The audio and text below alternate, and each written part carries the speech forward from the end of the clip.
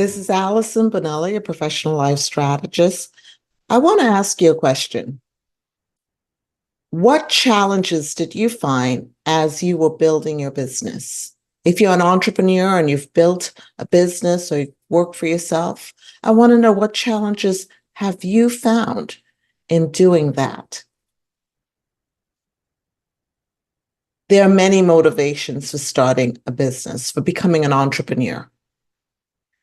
It takes so much bravery to walk away from a 9 to 5 and a steady paycheck, but many people do it. What are some of the reasons they do it? Well, some do it because they just have an entrepreneurial spirit. They want to do something on their own. They want to see themselves as the boss, and they want to provide maybe income for other people, provide opportunities for other people. So they build this business. Others do it because they have a passion and they have a purpose. They want to get out there and just meet a need. They want to fill a gap in the marketplace, and they're passionate about it. They know the people they want to serve. They know the services they want to provide, or whether it's a product. I know many people like that. They're dynamic, very driven people. Others do it because they just want financial independence. They don't want their paycheck to be dependent upon someone else.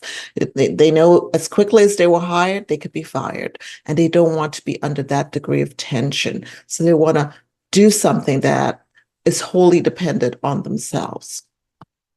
Then others, they do it because they want work-life balance. They want to be able to say that the time and effort that they're putting in will not take away from the other things in their life that really matter: their children, their spouse, their community.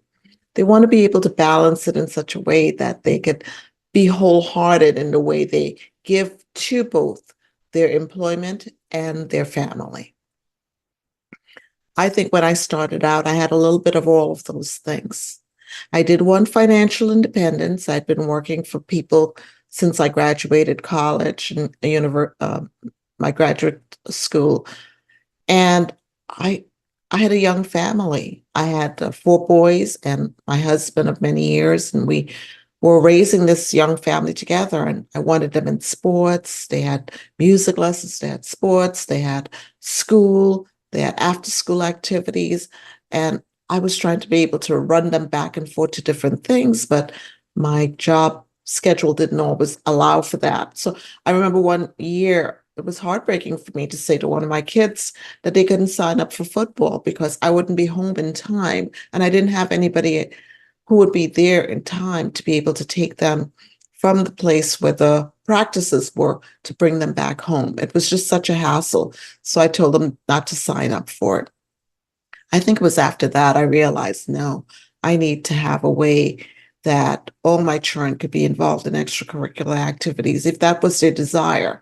And I thought that was more important. So I did quit my 9 to 5 and I hung out my shingle and I said, okay, I'm going to be opening a clinical private practice. So I had that desire for financial independence. Then I realized I was also going to be addressing a gap in the marketplace. At the time, I was told I was the only female African American in a 60-mile radius who was a Christian counselor. How crazy was that? So I had people driving over an hour to come to see me. So I definitely filled a gap that was needed at that time. So I had the passion and the purpose. I was filling a gap.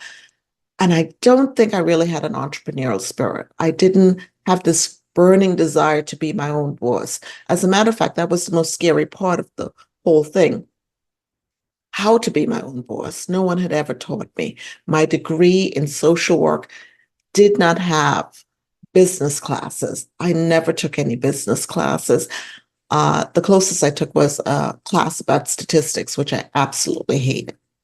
So I didn't know how to do this thing, but I was determined. I prayed. My husband was supportive, and I went ahead and I did it. To say I was naive would be an understatement. I really thought that if I hung up my shingle, they would come. They would walk into my office.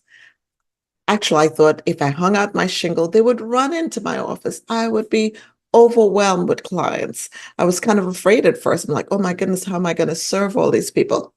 Yeah, I know, dumb. But that's what I really thought. I didn't realize that I had to market. Oh my gosh, marketing, that's a whole nother beast. But that's what I had to do. I had to market. And for me, marketing looked more like networking, going out and meet the medical community. I wanted to do it. I wanted to meet the doctors, but I was afraid to. I didn't know how to present myself. I had to learn. I had to learn. And I would go to networking meetings. I would sign up to be a presenter. I would present webinars and workshops. And to do that, I realized I had to also get babysitters because many of these things were at night, and my children were home from school at night. And unfortunately, at that time, my husband works a split shift. So many times I would have to get babysitters. And when he wasn't working, he would accompany me and be my go-to tech guy. Thank God for him because I didn't know how to set up a projector. I didn't know how to do a microphone. And he would do all those things for me. So he would drive me to the networking events and set everything up while I would sit and rehearse and practice. And then when it was showtime, I would get on stage and I would do my little thing. And then afterwards, meet and greet people, shake hands. And he would pack everything up in the car and wait for me. And then I would come out and we would drive home and crash. So we were a team. We'd work together. And that's how we did it. Well, I'm telling you all this to say that work-life balance, which is what I really believe in, is attainable and achievable. There are things that are important that need to be there for you to be able to attain it. I mentioned that I did have support. Unfortunately, not every entrepreneurial person has that support. Not everybody has a supportive spouse or partner or supportive family members who could babysit. Nevertheless, I believe that there are ways you can work around that. I believe that there are strategies, things we can do, things that we're not thinking about that would help us maintain our emotional and physical health, even as we build our businesses. Well, I've shared with you some of the challenges that I had in building my business. I'm curious as to the challenges maybe you're currently facing or you anticipate facing should you desire to start your own business or work for yourself. Please share with me here. What are the challenges you believe you would face or are facing as you strive to build your own business? This is Allison Bonella, your professional life strategist. I invite you to dream big, set goals, and take action.